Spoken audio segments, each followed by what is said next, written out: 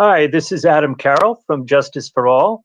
This show is UN This Week, and we'll be talking about authoritarian governments and hate speech in Asia today with our guest from Asia Center. But first, wanted to give an intro about the 75th anniversary of the UN. UN Day was this weekend, and a number of events are taking place. They are putting the arts out as a vehicle. Perhaps we can have that image to show the relevance of the anniversary. Perhaps we can have the next image, and there's a number of events going on that are recognizing the role of the arts in promoting the ideals of the United Nations. And here these cities are images of various cities, including Bangkok, where today's guest's organization is located, I believe. And is this correct, Robin? We are in the heart of Bangkok. Yes. Well, welcome to the show, Robin Ramcharan. He's the executive director of Asia Center, which is a think tank and non-for-profit organization that seeks to create social impact in Asia. It's a meeting space, project partner, and social enterprise, first established in 2015, and also with a branch in Malaysia. And Robin, your background is really interesting. You've been all around, basically. You're a professor of international relations, but you've been involved not only in academia, but the private sector, and very much, besides human rights, in development projects. So I guess I wanted to ask you a first question about the relationship, or the possible relationship, of development and human rights. Does this come up in your work? And in general, how do people treat these? Are they totally separate silos? Well, first of all, I think, to answer your question very specifically, I think for a long time, the development professionals and academics, they didn't have a conversation with the human rights people.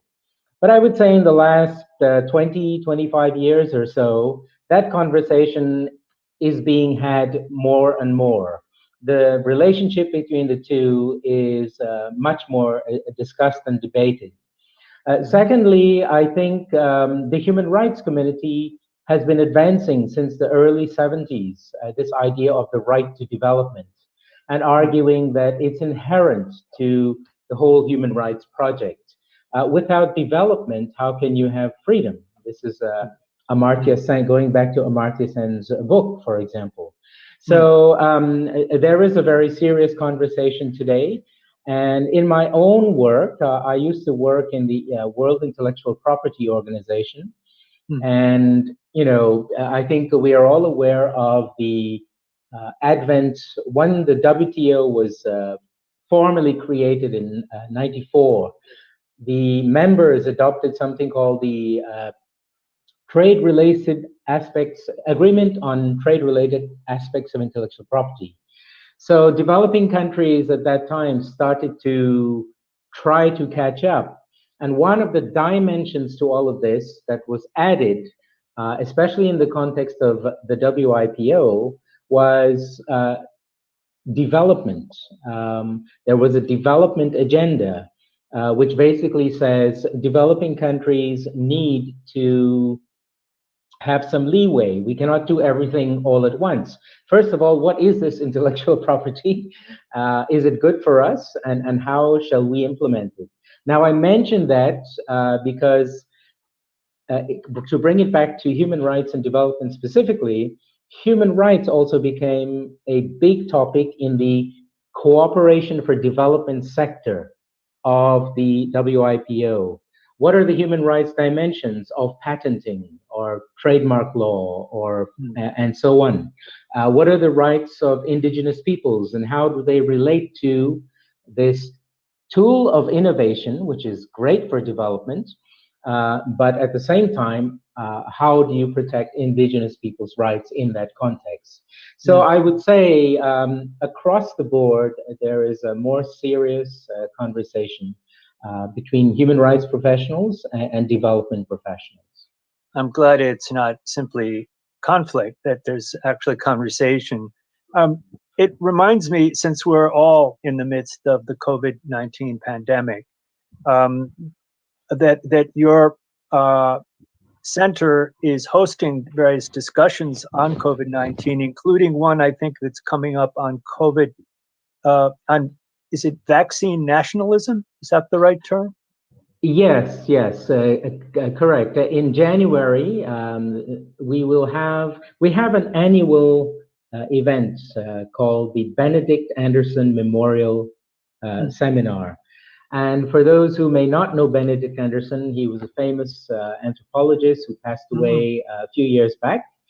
And Benedict invited the whole world through his book, Imagined Communities, to consider nationalism beyond Europe, beyond the confines of, let's say, a small group of people in the UK who were writing about nationalism. So he said, he examined Indonesia, Thailand, and so on. And so we have been honoring him, the late Benedict Anderson, by having these seminars. So gender and nationalism, for example, was the last one. Next year, it's about COVID-19 or vaccine nationalism. It's very interesting, going back to the human rights dimension. We all have this right to health, access to medicines, and that's one of the big discussions that has been taking place in the WIPO and the WHO. Is this idea of this right to health and right to access to medicine as part of that. So there's a global norm, but what we see beginning to happen, and I think this has happened in the past, but in relation to this crisis, what we see is countries becoming a bit protective. Well, if I develop it first, I want my people to get it first, that kind of attitude.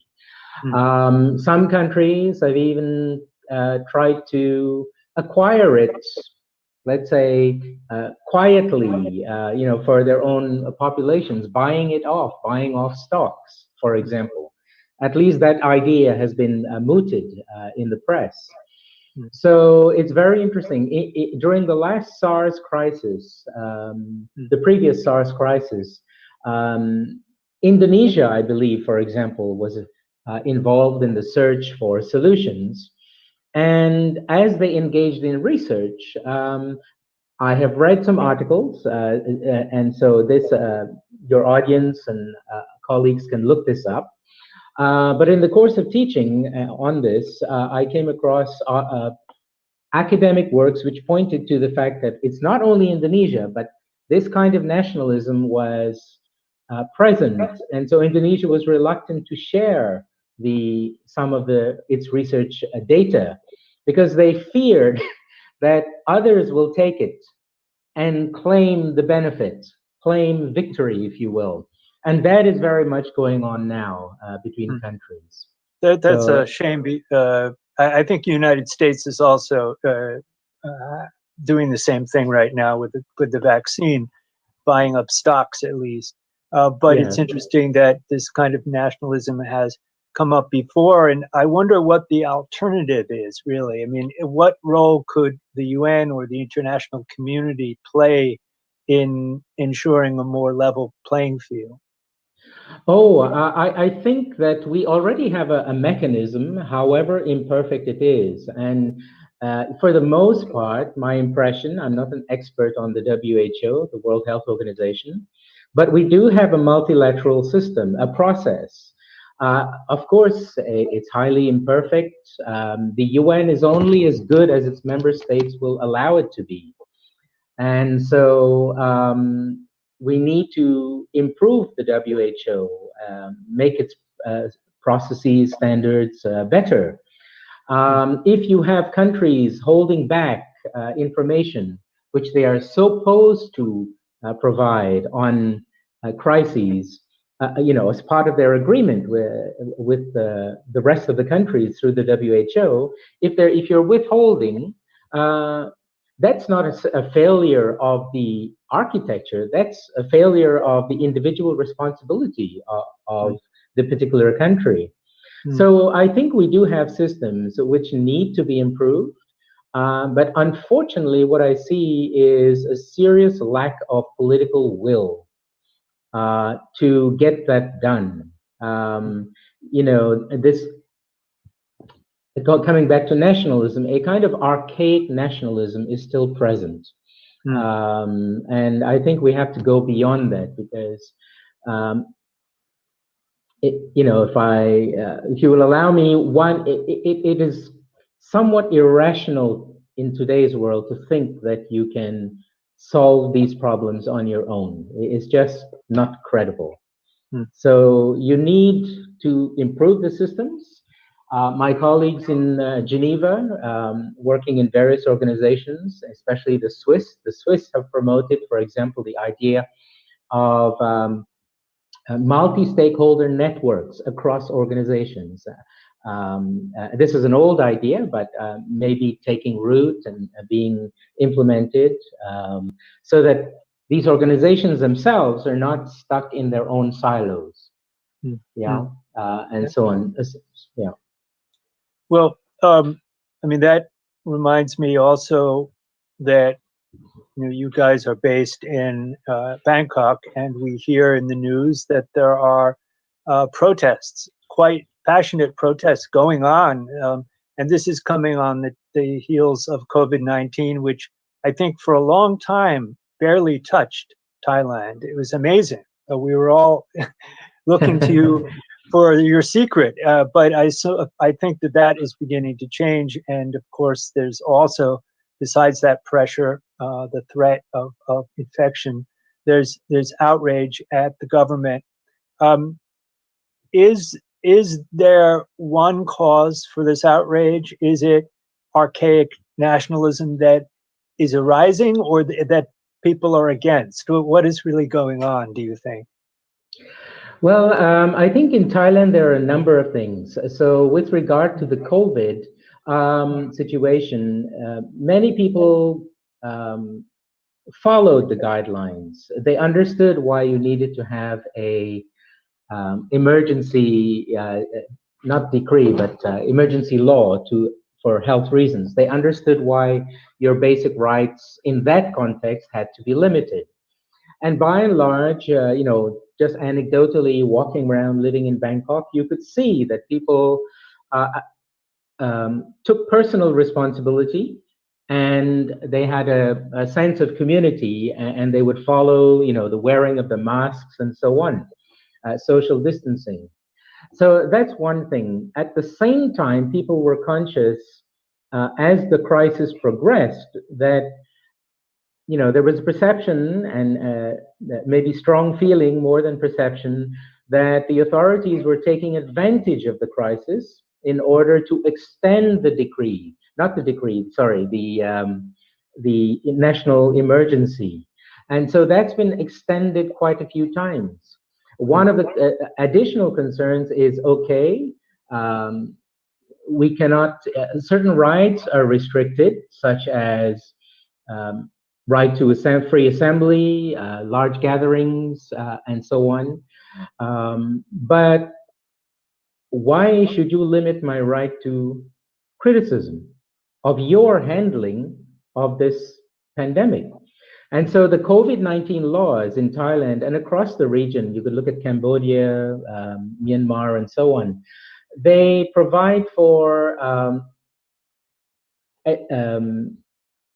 allow governments to attack critics, under the guise of fake news about COVID. So I understand where that's coming from. Partly, of course, you don't want a lot of conspiracy theories to be floating around, because they can be very harmful. And I think you in the United States are dealing with this issue. So I understand that, but at the same time, the problem is that critics, genuine critics, have been detained. Even those who have reposted critiques have also been gone after. So that's the second thing, the overstepping the limits. Of course, all of this is happening on top of the problematic elections that took place in 2019. Because for many reasons, it was very problematic. The current leader mounted a coup in 2014, May of 2014, as they secured the monarchical succession and so on.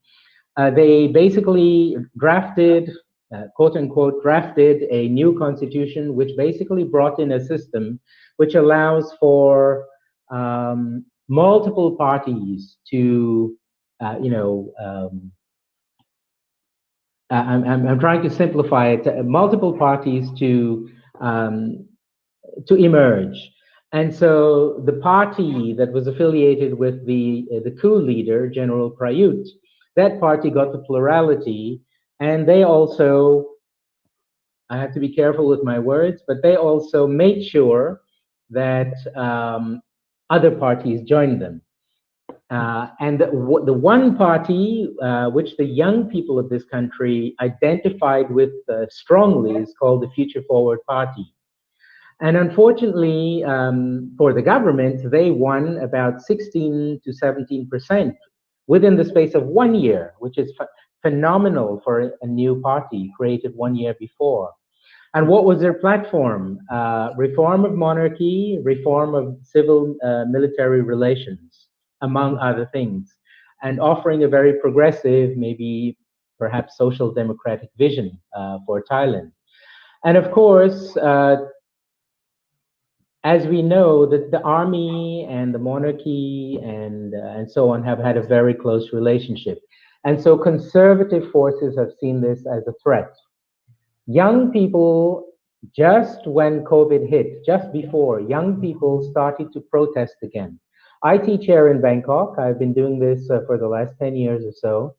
And at places like Thammasat University, which is the home of the democracy movement almost in Thailand, the students were reluctant to engage. But now you see that their reticence has gone, and they started protests around February, March of this year. You could say, luckily for the government, the COVID hit, and so large public gatherings were stopped. In the meantime, the Future Forward Party was disbanded, and this was widely seen as a bit of a joke. The Constitutional Court in Thailand has tended to side with the current governments and previous such governments which have tended to overthrow democratically elected leaders. So it's in that context that these protests are happening. So they're not so much about COVID, but the abuses of the COVID law, the additional decrees, the attempt of the conservative forces to stymie the demands of largely, not only, but largely young people who are, I think, protesting because they could not see a clear future in Thailand. Yeah. You know, this week I was reading a new letter signed by 49 world leaders, many of them retired world leaders like Mary Robinson, but still active, and Madeleine Albright and so forth, asking the UN to reform itself, basically, and saying that the COVID-19 pandemic is an opportunity not to go back to business as usual, but to really think of a better future for us all. That brings us together. But that said, I mean, these students are way ahead of this letter, and I think that they see things a little bit more well, with more bluntness and honesty, perhaps. But I think we need these different tracks of these different conversations going on, because I think that many interests do want to go back to the exact same inequalities, the exact same racisms. Your description of the mix of COVID-19 pandemic and protests sounds, well, it resonates here in the United States, and yet, we don't know where it's going, and you don't know where it's going. So it's a very Yeah. interesting time. It's interesting that you teach, and you're in the middle of the university life, and you see how these concerns are reflected. So you had said that you think that students are beginning to adapt this struggle as their own. Do you think there'll be a long-term commitment? Um, uh, well, one of the big questions at the moment is, the students have achieved some measure of success, building on the platform, although disbanded, the platform of the Future Forward Party, which offered a very progressive vision for Thailand. So they're trying to capitalize and build on that, not simply as a raw political move, but rather out of genuine sentiment. They are genuinely worried about the future. Now, they have been successful insofar as they've created space for that. And for the first time in Thailand's history, you have open criticism despite very harsh laws, Section 112. You have open criticism of the monarchy, which is seen as totally, and by many, as a kind of an archaic institution. And so will it succeed? Well, they've succeeded in that sense. Now, will the government, the current government, and the powers that be, the conservative forces, will they allow them to go any further? And so it reminds me of the year-long protests in Chile, where they have finally achieved what they were asking for, which is the redrafting of the constitution. Well, that's what they're asking for here, is a properly drafted, legitimate new constitution in which you have a return to a constitutional monarchy and so on. Will they achieve that? Remains to be seen, because the great difficulty in Thailand remains the army in particular, not the entire armed forces, but the army. The army chiefs, closely allied with the powers, the head of state, they see themselves as the protector of the monarchy, religion, nation, those three things. And so Thailand, unfortunately, I think my feeling is that it's headed for rough times. I'm sorry. In Burma, we see the army dug in to the government, in control of certain ministries. The Constitution controls and protects the army's power, and reform is very difficult. Even the political will of the NLD party, the civilians, to reform is very weak, it appears, and they're heading into an election in November.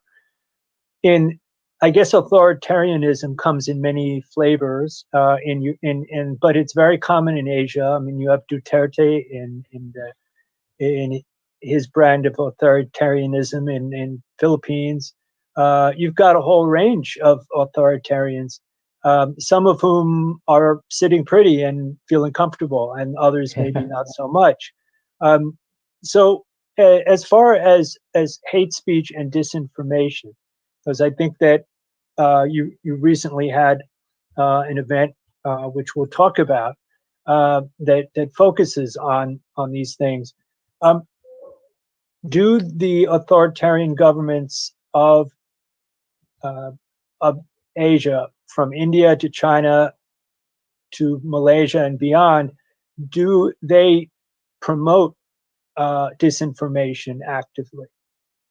Well, this is one of the interesting questions that we have been discussing, debating, and raising is, of course, there are all forms of fake news, disinformation coming from multiple sources, but one of the key sources is governments themselves. So this came up very much in our various activities, events regarding hate speech. Maybe if you could just say what kind of conference it was and when it happened. Sure. So we held recently an international conference on hate speech in Bangkok from 7 to 9 October. This conference is part of a series of events on a project that we call Freedom of Expression Project. Last year, we had a conference on fake news, and of course, fake news and hate speech are intimately related. And so this year, we had a series of events on hate speech. Earlier this year, we launched a report, a study on hate speech, new forms, old rules, right? Arguing for the need to have new definition of hate speech to accommodate new forms. And that very much featured in this conference as well. So we could get into the kind of the key points of the conference, but one of the points that was raised in different panels over the 3 days was government hate speech itself. Government hate speech against, for example, political opponents. Differences over political ideology is one of the new forms of hate speech that has very much surfaced here, and I think elsewhere in the world. Differences over political ideology, demonization of the other. And so governments are also guilty of this, and it's not very new. Authoritarian governments especially have been guilty of this for a long time. Oh, you are basically critiquing us, and you are going against national security, that kind of a mentality. So this is almost old news, but still present very much today. The ASEAN countries, as they have been genuinely and rightly thinking about how to address fake news, they adopted a declaration a couple of years ago in which they said they have to take actions to fight this. But of course, the big question is, who defines what is hate speech? And basically, they're saying we will define. Singapore has adopted a law, the POFMA, POFMA, to combat hate speech, and it allows ministers to combat fake news, and including hate speech. It allows ministers to be the ultimate arbiters of what is fake and what isn't. And so they will label so-and-so as whatever, deviant, et cetera, et cetera. And so government hate speech is something that we have to watch that has emerged. And of course, whether it's the fake news laws or these attempts to combat hate speech, which is necessary,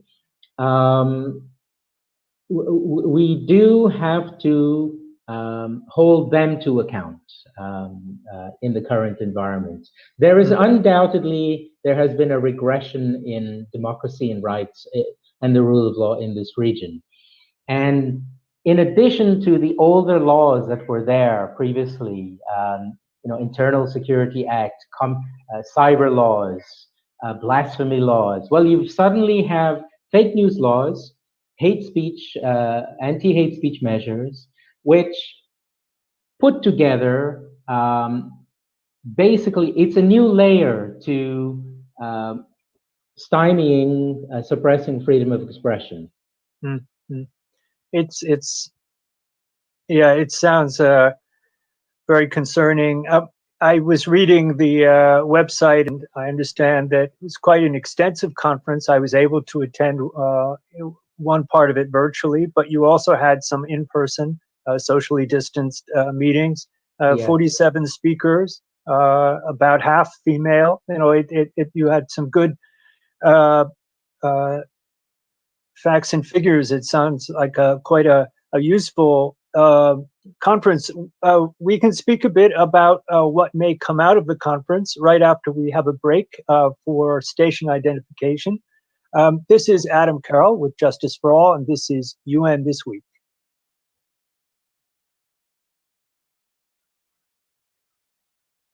And we're back from an extensive vacation, and here we are at UN This Week with Robin Ramcharan, Executive Director of Asia Center, a very active think tank based in both Bangkok and in Malaysia.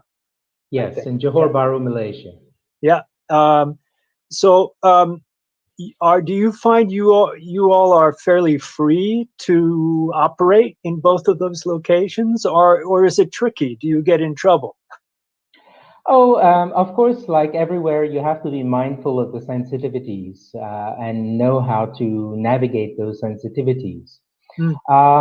We do a policy-oriented work. We are a think tank that's oriented towards policy and making a social impact. We are not, for example, a hard frontline organization such as Amnesty or others. But at the same time, we try to work constructively to address problems. For example, we work with parliamentarians. We've been doing some studies on some research on, for example, freedom of religion or belief in Southeast Asia. And we've collaborated with the International Panel of Parliamentarians on Freedom of Religion or Belief to do country studies with practical suggestions as to how to address this problem in each country. So that's the kind of work we have been working with. One of the great demands in the region and maybe the world is for evidence-based research that will inform advocacy and policy making. And so we are very much in that stream. That's where we think we can contribute effectively. We, of course, produce policy documents, and one policy-oriented document is precisely the report on hate speech. Ideas do matter, and some would say they run the world. So we hope to have that kind of impact, both in terms of ideas and operationally.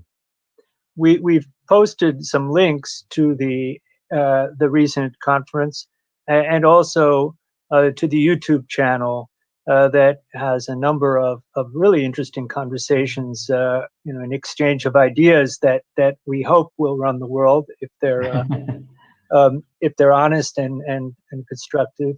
I know that you also have done a report on the Rohingya and keep an eye out on that issue. Yes.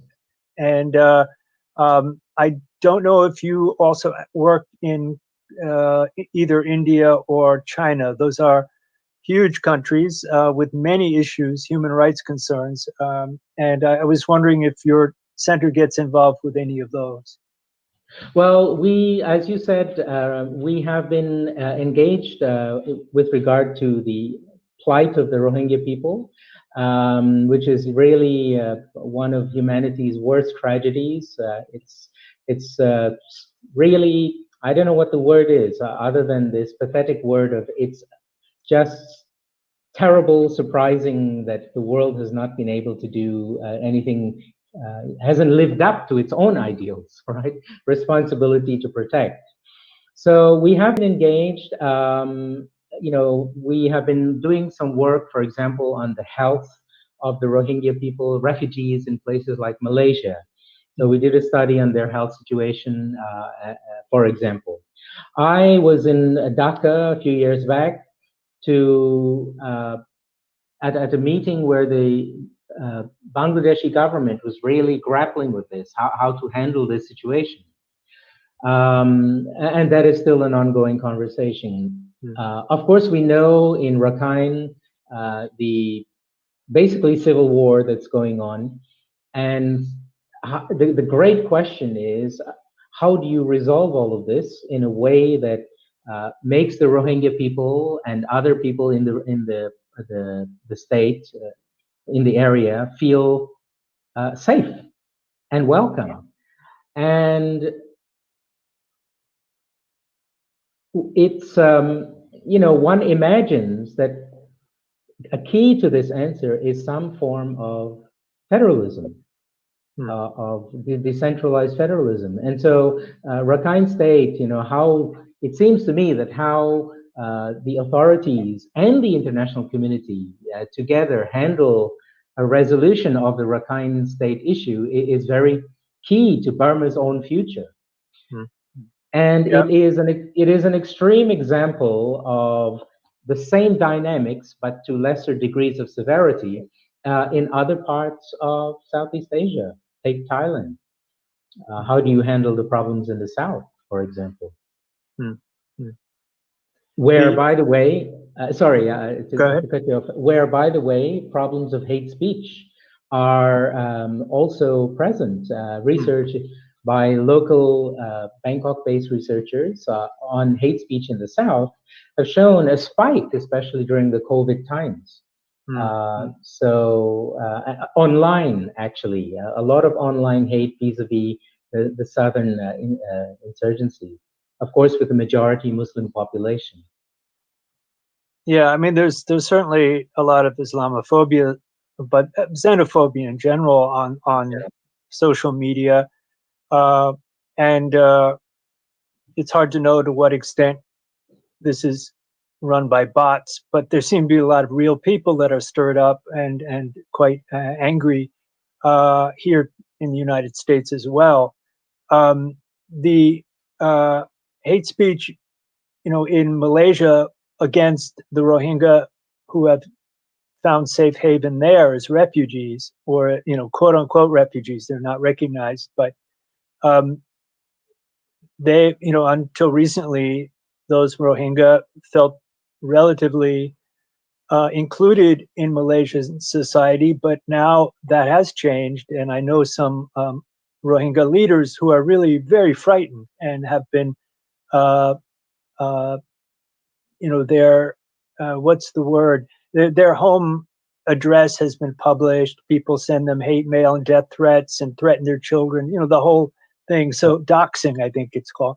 So there's these really ugly mob mentality kind of movements going on. And of course, as we were talking about earlier, some of it is manipulated by governments.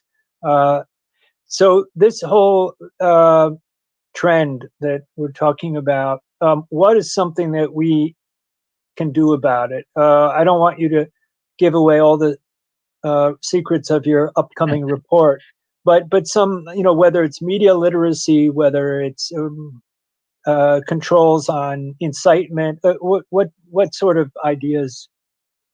Well, let me start off with this one. An important point that was made both last year in last year's fake news conference, conference about fake news, and this year's this year's hate speech conference is law is necessary, but law is not the only answer, and maybe not the main answer.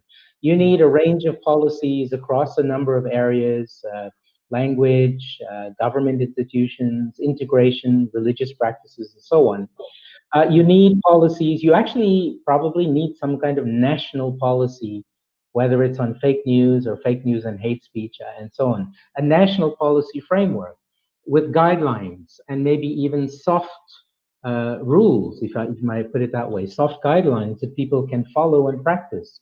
One of the great difficulties, of course, is exactly defining hate speech. And one of the interesting points coming out of this conference is that, well, hate speech doesn't have the same connotation or meaning that it may have in Western countries, where there is an emphasis on the norm of freedom of expression, and short of violence, anything is allowed. So here and other places, they tend to see it differently. There are other forms. For example, interestingly, there is intergenerational hate speech, which emerged Hmm.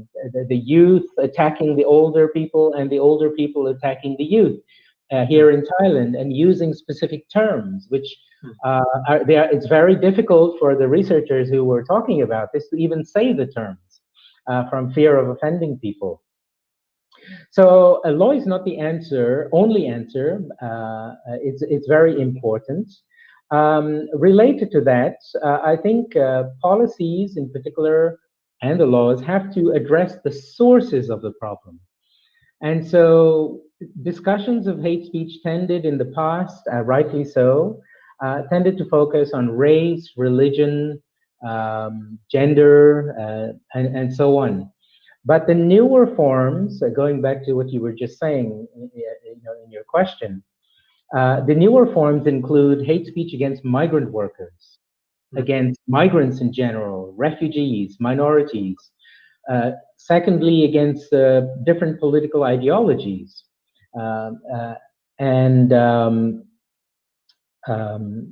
sorry, I'm just the last one, but there are three new forms. Um, yes, against sexual minorities. Hmm. So these three forms have to be accommodated in some kind of new definition. Hmm. Um, and so national policy can set the tone, national guidelines eventually leading to some kind of law. So you have to address it at the source. And interestingly, in addition to those, among the sources of these problems that were mentioned is problems of inequality and poverty in this globalized world. People have been left out, and they then join these populist movements. I think that's a all too familiar story in the United States. Mhm. So that's also present here. So you have to address the problem at the source. So in giving you my answer, I'm thinking of the possible solutions. Yes, law is necessary, but you also have to look at the roots. You have to, number three, um, while upholding freedom of expression, yes, but you have to, we come back to the old dilemma. Is it acceptable to hurt feelings? And what's the threshold? Is it acceptable to hurt feelings? Fine. But if you move towards violence, then that's the threshold. That's the line in the sand. Well, the question is, where is the line in the sand in different contexts? Hmm. And that's something. But a key point in all of this is that you have to uphold, there are international standards, right? There is something called the rule of law. It's, of course, not the rule of any law. And the rule of law basically says in, in instituting limitations of rights, you must make sure that it's legitimate, necessary, and proportional. And that's Hmm. the international standard. That came up in the discussion. Hmm. The last, at least for now, last two things I will mention. There are more. Hmm. But the last two things are, one is you need a more responsible media. Whether it's Hmm. mainstream or new media, you need truth-seeking media. Hmm. And that's sorely lacking. There are some who are trying, but the business imperative, unfortunately, tends to dominate. And so, truth-seeking media, and not merely an agenda-driven media, agitators. Hmm. In that regard, I find it encouraging that the former Prime Minister of Australia, Kevin Rudd, has called for a parliamentary commission to review the influence and monopoly of a certain person over all of Australia's media. Ah, ah, So right. let's see where that goes, because he has been a force that has not been quite not been very good. No, Um, no. I remember when I was really young, the New York Post, which is owned by this individual, or at least was for many years. Uh, anyway, it used to be a liberal paper, yeah. and it's been such the opposite. Well, anyway, we are running out of time, and it's been really great to chat about these ideas, and there are more ideas I know coming, but I think that part of the answer certainly is more public discussion, consensus building. Yes. Sorry, Adam. Let me just throw in one last point. It's a very important point. And I think it's the role of the tech companies, the large tech companies. They have been really, they have woken up, but it's been somewhat late. And so they have to do their part in upholding their own standards, which they haven't been doing. They've started to collaborate with governments, and in the case of Indonesia, flagging the government body will flag the so-called fake content, hate speech content, and ask Facebook to do something about it. So I think they really have to wake up and do their part. The Rohingya people know all too well the consequences. Exactly. Well, we could talk about technology and development and human rights. There are many ways we could go further with this, but I think you've ended on a very important note, which is the absolute necessity of human rights protections. It's people's lives. It's our future, and we've got to get a bit more of a hold on it together. So. Thank you, and thank you for the work of Asia Center. We've put up the link on the website, and I hope people go visit. And if you're from the region, or if you are not, there's a lot to learn about perspectives in Asia, diverse perspectives. Many of the issues are global, but some are regional, and they're all interesting. So thank you very much, Robin. Thank you for joining. Thank you, Adam. Thanks for having me, and I look forward to doing this again. Thank you, everybody.